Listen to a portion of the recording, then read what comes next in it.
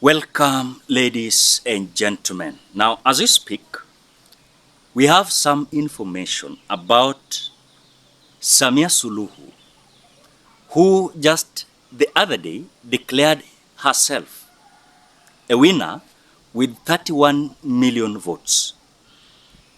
The ICC, International Criminal Court, we are being told they have launched an examination into post-election deaths in Tanzania and The Hague, of course, Netherlands.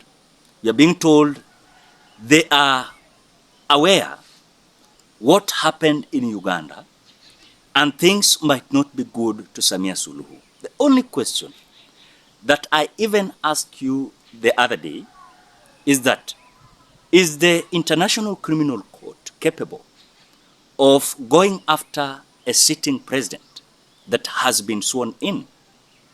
And even I gave you some example. Remember, in the year 2023, William Ruto, the President of the Republic of Kenya, signed something called Milambo Act.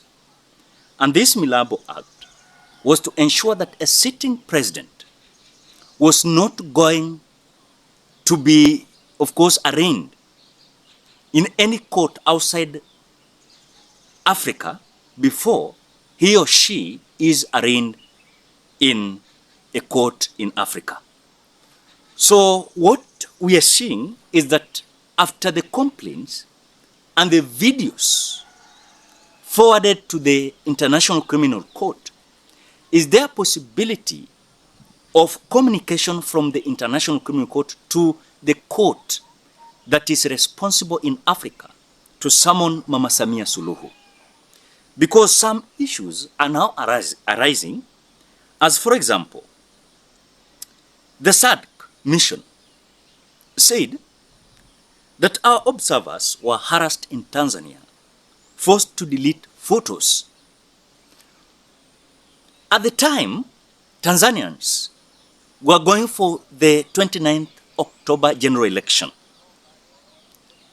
Samia Suluhu had a mission, and her mission was very clear. One, to take the power by force, by fire. Because you remember, Samia Suluhu hakuchaguliwa. She was the deputy to the late John Pombe Magufuli.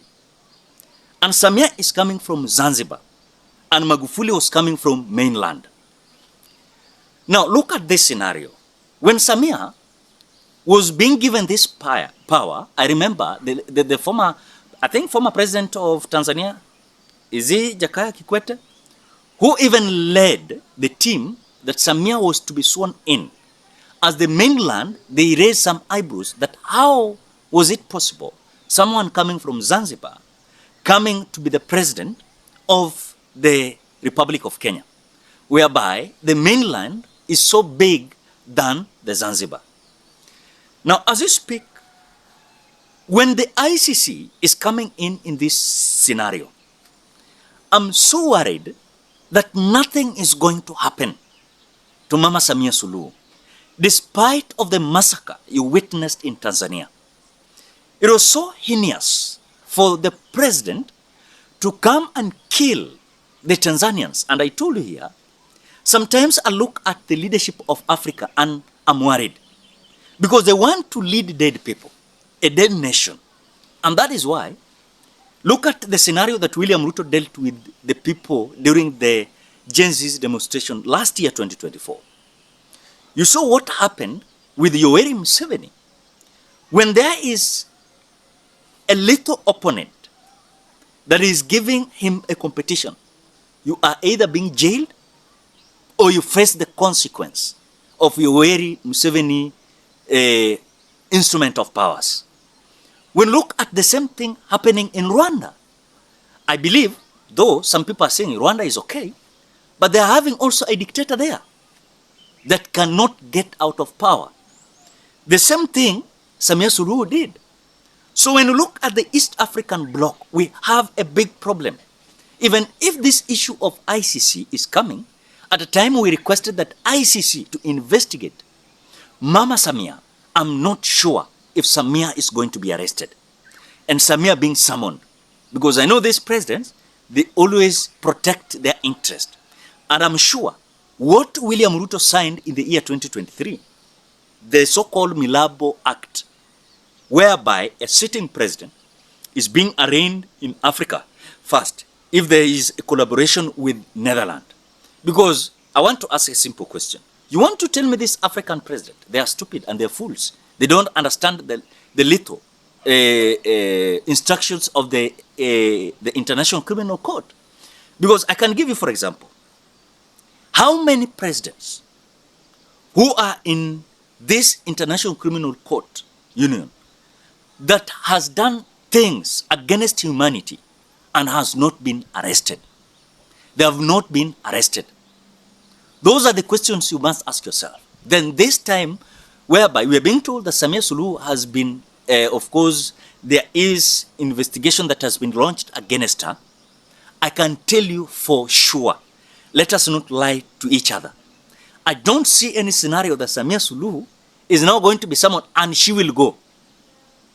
I know some individuals will say that the Netherlands court is so lethal. And as much as you are a member, you must abide with the rule of law. And remember, Tanzania is one of those countries that signed the part of humanity that, of course, made them to be part of the ICC. So, I believe Samia did something extremely heinous against the people of Tanzania. I know today, Watanzania ni wanyonge. They don't have that power. Ni mama ndiye anatawala. Na alishasema, no one is going to be against the president. And that is her. Remember, she's saying that, and she was sworn in by the guidance of the military. Then I'm asking myself, is the military in fear to this woman? Because you cannot have dictator killing the people of Tanzania, lying on the streets, helplessly, without help, and then declare herself with 31 million votes, swearing in herself in private area, public blocked. Then you want to tell me that this woman is supported by these 31 million votes. I even gave you history about the politics and the election of Tanzania. In the year 2020, John Pombe Magufuli was elected with 8 million votes. Then in the year 2025? No, 2020. No, 2020 was elected with 12 million votes. Then later in his first term, he got 8 million votes. In other words, the first term of Magufuli got 8 million. Then the second term, he got 12 million. How is it possible for Mama Samia Suluhu to get 31 million votes out of 37 registered voters, then 32 voter turnout? It is not possible. So I think the launch that has been, of course, portrayed there, that Mama Samia Suluhu is going to face the wrath of the law, I don't see. She is a dictator, she remains a dictator, and she will be a dictator. Ladies and gentlemen, for more updates, ensure you subscribe, like, comment, and share this video. Till you meet in another video.